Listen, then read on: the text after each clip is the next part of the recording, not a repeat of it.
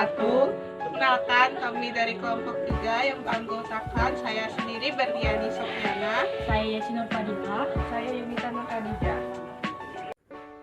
Baik, saya akan menjelaskan letak geografis Mesir. Jadi, Mesir secara geografis sebagian besar wilayahnya berada di benua Afrika. Namun semenanjung Sinai di wilayah Mesir bagian timur berada di benua Asia. Negara ini mempunyai pesisir pantai, yaitu Laut Mediterania dan Laut Merah. Berbatasan dengan Libya bagian barat, Sudan di bagian selatan, semenanjung Gaza, Palestina dan Israel itu di bagian timur. Luas Mesir adalah 4 kali luas Inggris, namun 95% wilayahnya berupa gurun pasir yang tidak bisa dihuni. Hal ini berarti sebagian besar penduduk Mesir hanya menempati 3% wilayah Mesir saja. Nah, kemudian untuk letak Sungai Nil itu mengalir di sepanjang Mesir dari selatan ke utara. Di kedua tepi sungai terdapat tanah pertanian yang subur yang dikelilingi oleh gurun pasir yang sangat luas. Nah, disinilah berkembang sebuah peradaban besar yang sangat maju, yakni peradaban Mesir kuno atau peradaban lembah Sungai Nil. Nah, untuk sistem pengetahuan di peradaban Mesir dan lembah Sungai Nil ini, masyarakat peradaban Mesir memusatkan perhatian pada matematika dan astronomi.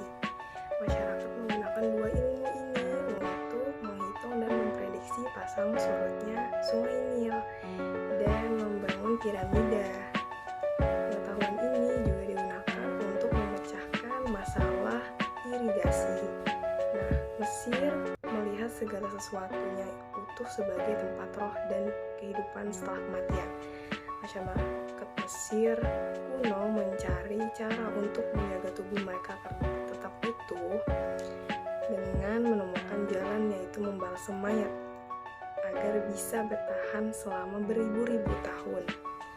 Nah, itu disebut dengan mumi. Mumi itu adalah mayat kering yang dibalut perban. Tujuannya adalah untuk mencegah pembusukan karena mayat dikubur di kuburan berlubang atau peti mati kayu. Nah, kemudian mereka juga mengenal bahasa.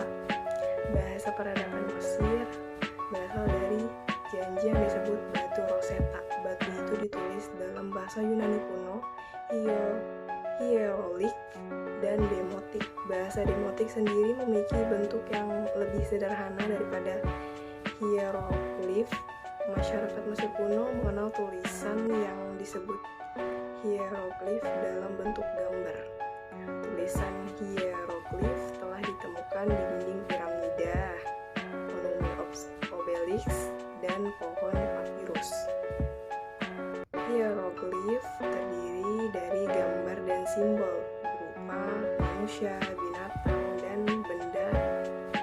Semua simbol itu memiliki makna-maknanya tersendiri. Baik, untuk selanjutnya saya serahkan kepada teman saya. B. Mata pencarian masyarakat peradaban Mesir dan lembah Sungai Nil. Menurut Agusman tahun 2017, sebagian masyarakat peradaban Mesir bekerja sebagai petani dan masih menggunakan sistem berburu dengan memakai senjata seperti tombak, panah, dan jaring. Masyarakat menanam tanaman jarak pagar, biji jerami, dan tanaman penghasil minyak lainnya.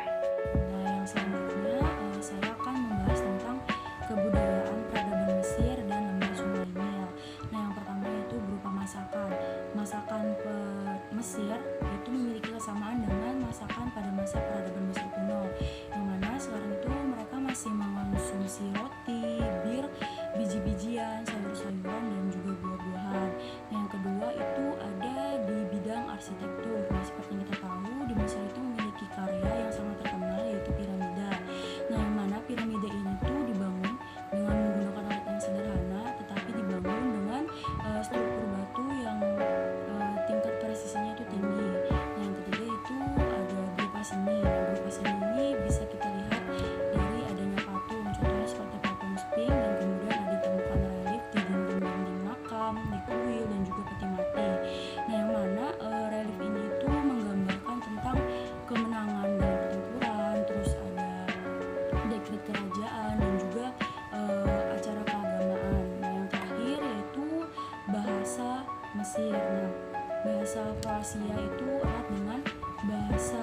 Semit, bahasa Beja, dan bahasa Berber, yang mana bahasa ini tuh bertahan dalam bentuk demotik hingga abad ke-5 dan bertahan dalam bentuk Koptik hingga abad ke-17.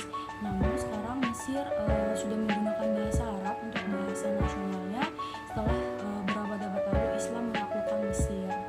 Adapun referensi yang kami gunakan yaitu sebagai berikut. Kekurangan dari makalah yaitu yang pertama, kurangnya sumber referensi yang terpercaya. Yang kedua, banyak menggunakan bahasa ambigu. Dan yang terakhir, yaitu kurangnya pemahaman dan pendalaman materi yang kami bawa. Yang selanjutnya yaitu upaya apa yang dapat dilakukan untuk meningkatkan penyusunan makalah yang kami buat ini. Nah, yang pertama upaya yang dapat kami lakukan yaitu kami mengurangi sumber-sumber yang kurang terpercaya, dan kami akan lebih banyak menggunakan sumber-sumber yang berasal dari jurnal atau web resmi lainnya. Kemudian yang kedua yaitu kami akan lebih mengurangi bahasa-bahasa ambigu atau bahasa yang sulit untuk dipahami, karena dalam penyusunan makalah ini kami masih banyak menggunakan bahasa-bahasa ambigu yang sulit untuk dipahami. Dan yang terakhir yaitu karena kami ini kurang bersungguh-sungguh dalam menyusun makalah, jadi kami masih kurang memahami materi yang kami buat ini. Nah, kedepannya mungkin dalam penyusunan makalah kami akan lebih bersungguh-sungguh agar dapat memahami materi kami. Dan kemudian kegiatan apa saja yang sebaiknya dilakukan untuk mengatasi permasalahan dalam penulisan makalah? Yang pertama, menggunakan referensi yang sumbernya jelas dan bisa dipertanggungjawabkan untuk menjaga kredibilitas tulisan makalah. Kemudian memperbanyak bahan referensi untuk makalah dan mengecek lagi makalah agar sesuai dengan struktur makalah yang ada, dan cek juga pada segi ejaannya, penulisan, dan bahasa yang digunakan agar makalah bisa lebih baik. Sekian materi dari kelompok kami. Mohon maaf bila ada kesalahan. Saya ucapkan terima kasih. Wassalamualaikum warahmatullahi wabarakatuh.